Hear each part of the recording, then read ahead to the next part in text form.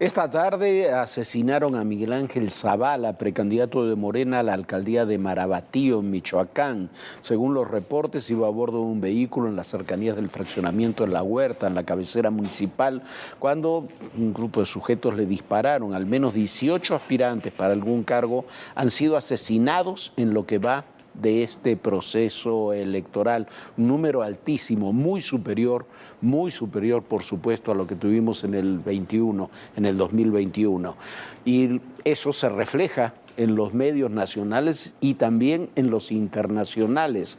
Ahora fue el Wall Street Journal que en un amplio reportaje sostiene que bajo el gobierno del presidente López Obrador ha crecido la importancia y el control territorial de los grupos criminales en México y que su accionar abarca desde el narcotráfico hasta la extorsión, pasando por los contratos de obra pública. Dice el Wall Street Journal que los dos principales cárteles de México, el de Sinaloa y el de Jalisco Nueva Generación, están detrás no solamente de la epidemia de fentanilo y metanfetaminas, sino que tienen libertad para asesinar a sus rivales, neutralizar a la policía, confiscar propiedades y obligar a los municipios a otorgarles posiciones en sus tesorerías. Es muy crítico el texto del Wall Street Journal y se suma a los del New York Times, al del Economist, el Financial Times y muchos otros medios que han sido muy críticos con la estrategia de seguridad de la actual administración. No es muy diferente a lo que hemos dicho en México, pero tiene otra repercusión. A eso se sumó la crítica de la Casa Blanca por haberse divulgado en la mañanera los datos personales de la corresponsal del New York Times y la decisión de YouTube de bajar el video de la mañanera donde se hace esa divulgación. Para el presidente López Obrador se trata de una conjura de los medios de prensa nacionales e internacionales con los reaccionarios y conservadores. ¿Por qué? Porque para el presidente su autoridad moral y política, como dijo, está por encima de la ley. La administración federal en México volvió a ser tema de análisis para otro diario estadounidense. Ahora fue el Wall Street Journal. De acuerdo con el periodista Juan Montes, los cárteles de Sinaloa y Jalisco Nueva Generación no solo están detrás de la epidemia de drogas en Estados Unidos, sino que experimentan un crecimiento acelerado, ejerciendo mayor control sobre el territorio en México. Según lo publicado, esto se debe en gran medida a que los cárteles tienen libertad para asesinar a sus rivales, cooptar a la policía, confiscar propiedades y obligar a los municipios a otorgarles contratos públicos. Según The Wall Street Journal, esta influencia ha venido creciendo desde diciembre de 2018, cuando comenzó un descenso en el número de detenciones, al pasar de 21.700 ese año a 2.800 para el 2022, según la Agencia Nacional de Estadísticas. El diario detalla que la caída en los precios de la cocaína y la marihuana ha reducido sus ganancias, lo que ha llevado a los cárteles a buscar nuevos esquemas para hacer dinero, como la extorsión, el cual también reporta un crecimiento desde hace 5 años. Además, algunos alcaldes de Guerrero han sido obligados a nombrar a miembros de grupos de la delincuencia en puestos clave, como las tesorerías locales, donde tienen el control sobre contratos de construcción municipal, adquisiciones y otros servicios públicos. La publicación del domingo se suma al reportaje de la semana pasada en el New York Times sobre una revisión que habría hecho el gobierno de Estados Unidos de los vínculos de gente cercana al presidente López Obrador con cárteles de la droga en 2018. El jueves, cuando salió la publicación, el portavoz del Consejo de Seguridad Nacional de la Casa Blanca, John Kirby, negó que exista una investigación contra el gobierno mexicano. Y la tarde de este lunes, en una gira por Michoacán, Ken Salazar, el embajador de Estados Unidos en México, reiteró que no existe investigación alguna relacionada con el presidente López Obrador.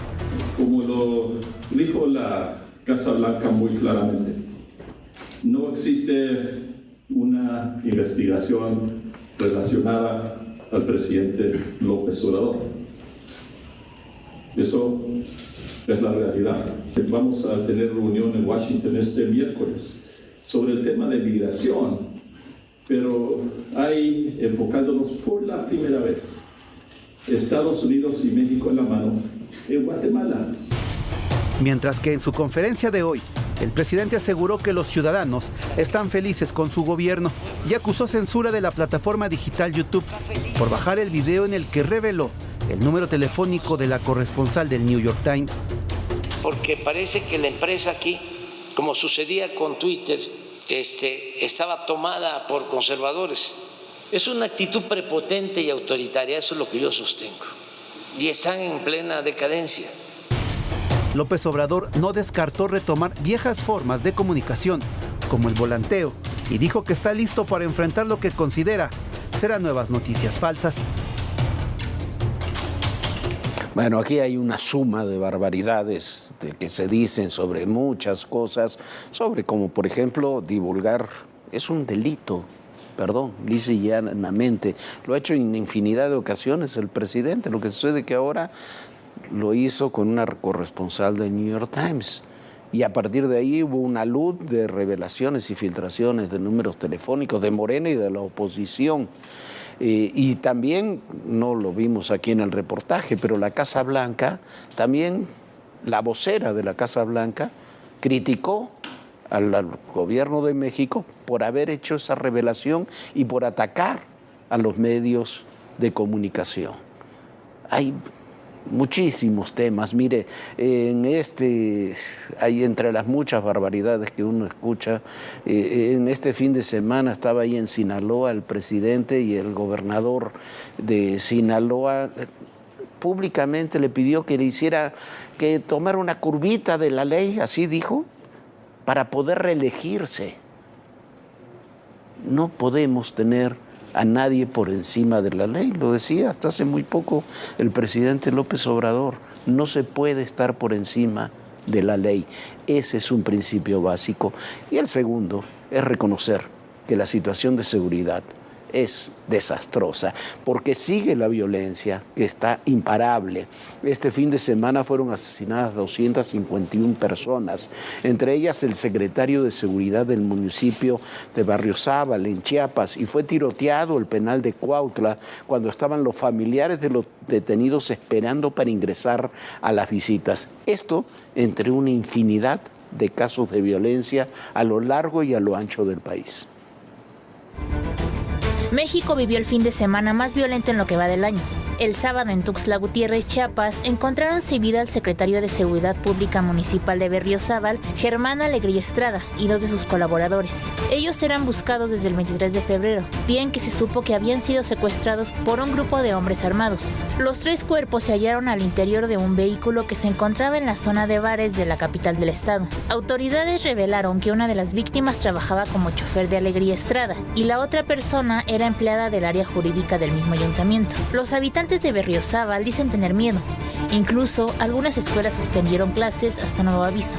No se sabe qué va a pasar aquí en Berriozábal, porque siempre había seguridad, pero ya después de esta situación estuvo muy lamentablemente puede nuestro seguridad. Otro acto violento ocurrió en Cuautla, Morelos. Sujetos armados dispararon en más de 50 ocasiones contra la fachada del Centro de Reinserción Social del municipio. El saldo fue de una mujer fallecida y 3 heridos, presuntamente visitantes en el penal. Autoridades lograron la detención de 5 presuntos implicados, así como el aseguramiento del vehículo en el que cometieron la agresión. Del viernes 23 al domingo 25 de febrero, ocurrieron 251 homicidios dolosos en el país, de acuerdo a cifras del Secretariado Ejecutivo del Sistema Nacional de Seguridad Pública. El Estado de México fue la entidad con mayor número de asesinatos, con 26, seguido de Guanajuato con 25 y Baja California con 24. Información del gobierno federal arroja que en los primeros 25 días de febrero se han registrado 1,808 personas asesinadas. Hay que ponerle un nombre, un rostro. ¡Te vamos a encontrar! ¡Te vamos a encontrar! Y que vienen todas las demandas internacionales. Una ciudad tan complicada como es la Ciudad de México. Ya llegamos a Aguililla, esta ciudad, la entrada a la Tierra Caliente.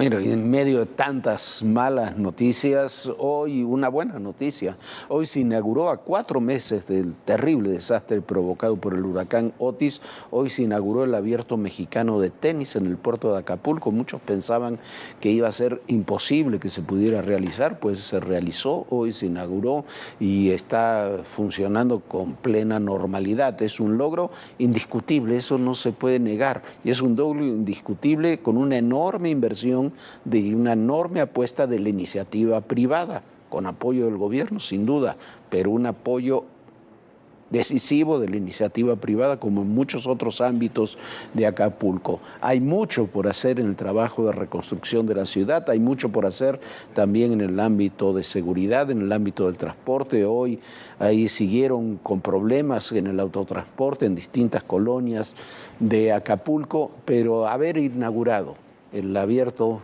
de tenis ahí en Acapulco es una muy buena noticia, no solamente deportiva, es una muy buena noticia porque esa ciudad depende, Acapulco depende del turismo, y este tipo de acciones son las que pueden ir reactivando poco a poco el turismo, y con el turismo los puestos de trabajo, los ingresos, la prosperidad para una ciudad que ha sido tan castigada. Arrancó el Abierto Mexicano de Tenis en Acapulco, un evento que estuvo a punto de no realizarse por los daños que dejó el huracán Otis. Luego del paso de este fenómeno, la Arena GNP, sede de esta competencia, lucía devastada. El techo de las gradas fue arrancado por los fuertes vientos. En algunas secciones, ese mismo recubrimiento quedó colgando. Incluso la cancha de tenis central no se veía debido a que se encontraba inundada, al igual que los alrededores del recinto. Ahora el panorama es diferente.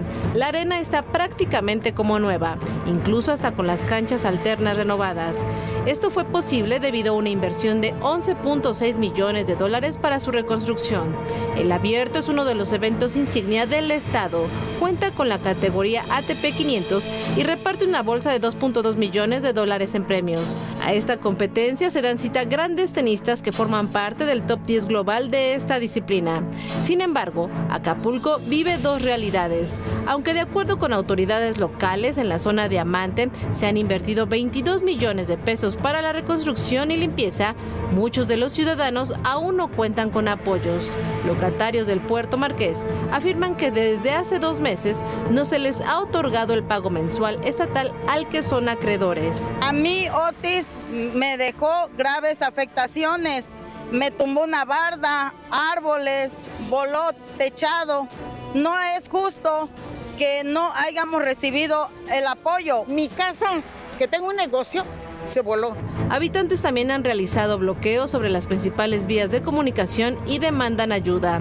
Los manifestantes se autodenominan como no censados y exigen ser contabilizados como parte de los damnificados por Otis para recibir apoyo del gobierno.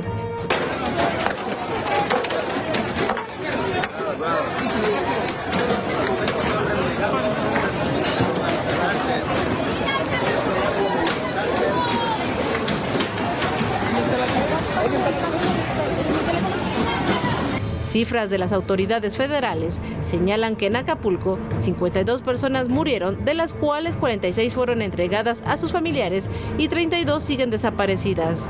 A la fecha, 167 hoteles funcionan, lo que se traduce en 7.110 habitaciones disponibles, mientras que 114 escuelas en este municipio y en Coyuca de Benítez siguen cerradas. Se calcula que los estragos causados por el huracán Otis ascendieron a unos $16,000 millones. En tanto, apoyos se han entregado paquetes de electrodomésticos y enseres a más de 250,000 familias afectadas. Y de acuerdo con la Secretaría del Bienestar, se hizo una inversión social de $15,275 millones para la reconstrucción de viviendas y negocios, con un total de 30,196 locales apoyados. Así las dos caras de Acapulco, una ciudad que poco a poco se recupera y que se dice lista para recibir la edición 87 de la Convención Bancaria del 18 al 19 de abril. Bueno, ojalá la recuperación de Acapulco sea lo más rápida posible porque mucha gente lo necesita.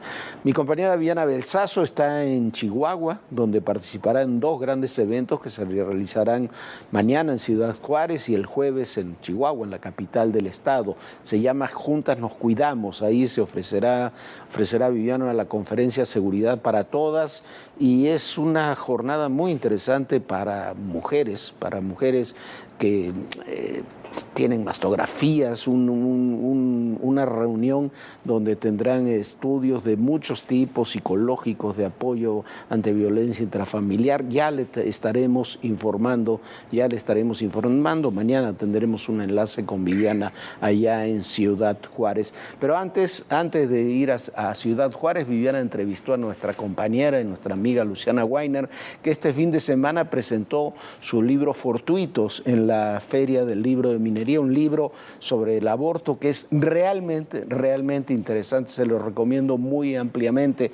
Esta es la plática de Viviana con Luciana.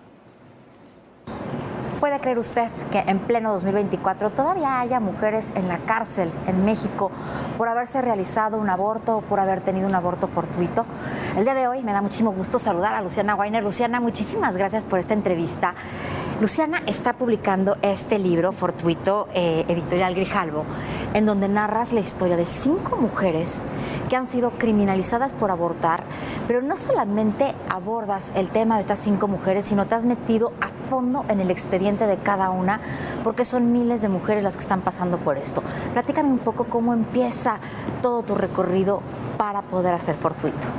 Antes que nada, muchísimas gracias, Vivi, por la entrevista. Pues sí, la verdad que Fortuito empieza como una investigación académica, la verdad, como una investigación para mi tesis de maestría. Yo me pregunto cuántas mujeres hay presas por abortar, justamente, pero cuando empiezo a indagar me doy cuenta que en realidad las mujeres sentenciadas por el delito de aborto son muy pocas, casi ninguna. Pero que sí hay casos de mujeres que tuvieron una emergencia obstétrica, un parto fortuito, un parto prematuro, un aborto espontáneo o un aborto, una interrupción del embarazo y que están presas por el delito de homicidio.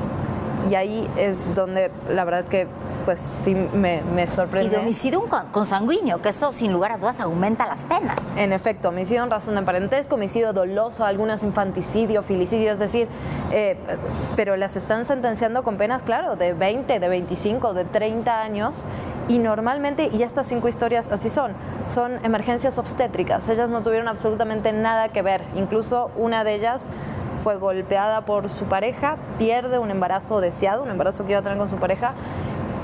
Él la golpea brutalmente, ella es sentenciada como homicida y él pues está por ahí prófugo. Hay una parte muy interesante que es como la parte acusadora, la fiscalía ya tiene su versión de los hechos, ya puede asegurar que fue un homicidio y entonces solo se ocupan de recabar o de hacer que recaban información para criminalizarlas. Normalmente no siguen ninguno de los protocolos que se tienen que seguir, ni hablar de perspectiva de género, evidentemente. Entonces, en los expedientes se ve eso, se narra, digamos, incluso cosas que dicen los propios jueces o juezas que son brutales, ¿no? Como estereotipos, como ella ya era madre tendría que saber lo que le estaba pasando, ¿no? Dejando afuera todo lo demás, sin hablar con las mujeres, sin recabar pruebas y saltándose una cantidad de debido proceso, ¿no? Y como tú dices, además son historias de vida que son muy difíciles porque además de todo muchas de ellas sí querían tener a los bebés y los perdieron. En efecto, hay de todo, ¿no? Hay embarazos deseados, hay embarazos de mujeres que no sabían que estaban embarazadas o que fueron víctimas de violencia sexual y es un sistema, porque parte de lo que se cuenta también es que no solo pasa en México, hay casos en Argentina, hay casos en El Salvador, hay casos en Perú, es decir, es un sistema generalizado, pues. Sí, y como bien dices tú, si bien el aborto ya está legalizado en muchas partes del país, no las están criminalizando por aborto, las están criminalizando por homicidio, lo cual es aún peor. ¿Dónde está el vacío de la ley? ¿Qué se tiene que hacer?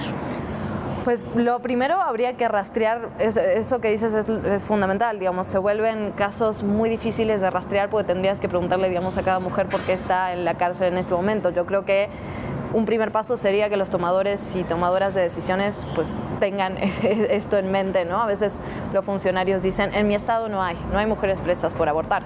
pero no saben si no hay mujeres presas bajo el delito de homicidio en razón de parentesco. Entonces, primero que se ponga la discusión sobre la mesa. Tuvo algún pico de interés en el 2010 con un caso en Guanajuato que también se narra en el libro, pero después se diluyó. Entonces, creo que tenemos que entrarle al tema de los derechos reproductivos y sexuales de las mujeres desde todos los ámbitos. La despenalización es fundamental, por supuesto, ya vamos en ese camino, pero este tipo de casos, este tipo de oscuritos de la ley también son importantes. Bueno, pues yo les recomiendo muchísimo Fortuito, pero además de todo, si usted es tomador de decisiones, si usted es un juez, un ministerio público, sería interesante que se pudiera ver por qué, porque muchas veces nos amplía la mente darnos cuenta que las cosas no son ni blancas ni negras, sino que hay muchísimos grises y entre esos grises podemos arruinarle aún más la vida a muchísimas mujeres. Muchísimas gracias, Luisiana, y muchísimas felicidades por este trabajo. Bueno, muchas felicidades a Luciana. Fortuito es un muy buen libro y es una historia que permea todo, que es hacer justicia con perspectiva de género. La Suprema Corte de Justicia de la Nación, hablando de estos temas, determinó que la violencia en la que se usan niños y niñas como medios para dañar a las mujeres debe ser considerada violencia de género. Vea usted.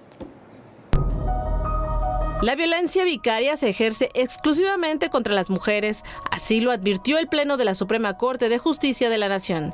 El proyecto discutido fue presentado por la ministra Yasmín Esquivel Moza y llegó al máximo tribunal después de que la Comisión de Derechos Humanos de San Luis Potosí argumentó que los artículos 4, 46 y 52, entre otros, de la Ley de Acceso a las Mujeres a una vida libre de violencia en la entidad son discriminatorias hacia los hombres. Esto debido a que no están considerados en la definición y solo brindan protección a las mujeres.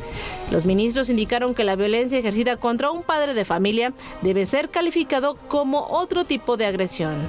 La ministra Esquivel recordó que el mayor número de víctimas por violencia familiar son las mujeres. El INEGI presenta un panorama general de la violencia contra las mujeres en México a partir de la encuesta nacional sobre dinámica de las relaciones en los hogares, la cual señala que en 2021, a nivel nacional, el total de mujeres de 15 años y más, 70%, han experimentado al menos un incidente de violencia. La ministra también dijo que este particular tipo de violencia implica todas aquellas acciones ejercidas sobre las hijas e hijos de la mujer, con el objetivo de causar daño, realizadas por una persona agresora con quien tenga o haya tenido una relación de matrimonio, concubinato u otra relación de hecho. La violencia vicaria es aquella en la que los hijos son utilizados por la pareja o expareja para dañar a la madre. Bueno, bien por la Suprema Corte por esta decisión. Vamos a otro tema, se cumplieron 2 años del inicio de la invasión rusa a Ucrania. El presidente Zelensky dijo que el ejército ucraniano ha perdido unos 31.000 elementos en estos 2 años de batallas.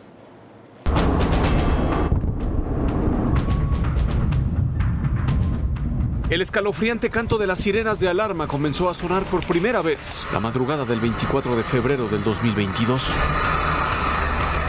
Y al día de hoy los enormes altavoces que lo interpretan aún desconocen la tregua. La invasión de Rusia a Ucrania cumplió 2 años de muerte y destrucción. 730 días de un conflicto armado que la diplomacia solo ha intentado apagar con gasolina.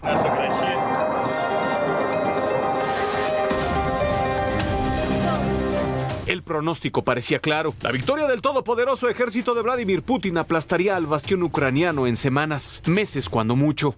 Nada más alejado de la realidad. 2 años después la guerra aún respira, lastima. La invasión provocó el mayor éxodo desde que el nazismo devastara Europa en el primer lustro de la década de los 40. Además de los millones de refugiados, el choque entre rusos y ucranianos ha dejado más de 10.000 muertos, más de 20.000 heridos. Se estima que 1.5 millones de niños en Ucrania corren riesgo de sufrir depresión, ansiedad, trastorno de estrés postraumático y otras afecciones de salud mental. Todo según cifras de la Organización de las Naciones Unidas. Muda permanente, inoperante histórica ante cualquier conflicto impulsado por alguna de las potencias mundiales. Lo que Estados Unidos apoya recibe el revés ruso o chino y viceversa. Lo que parecía un encontronazo fugaz se ha convertido en una guerra de desgaste, donde lo único que avanza religiosamente cada 24 horas es la sangría de vidas perdidas. Ucrania retoma algunos territorios, pero no logra desterrar a los rusos. Rusia amenaza con avanzar, pero no destruye la fuerza de voluntad ucraniana, alimentada por miles de millones de dólares en armamento y entrenamiento militar, transfundido desde la Unión Europea y la Casa Blanca. Todos sabemos que Ucrania está luchando por nosotros, así que los apoyaremos con financiación necesaria. Y creo que estos 50.000 millones de euros para 4 años también envían un mensaje muy fuerte a Putin, justo en el segundo aniversario de su brutal invasión. En 2 años de agresiones, el mercado petrolero, las divisas y la exportación de cereales se han subido y bajado de una montaña rusa que no se detiene. Las sanciones económicas caen sobre el Kremlin como racimos de uvas al ocaso del verano. Pero nada parece debilitar al presidente Putin, sino todo lo contrario. Su nueva reelección es mero trámite. Me postularé para el cargo de presidente de la Federación Rusa. Sus enemigos desaparecen ante los ojos del mundo sin consecuencia alguna.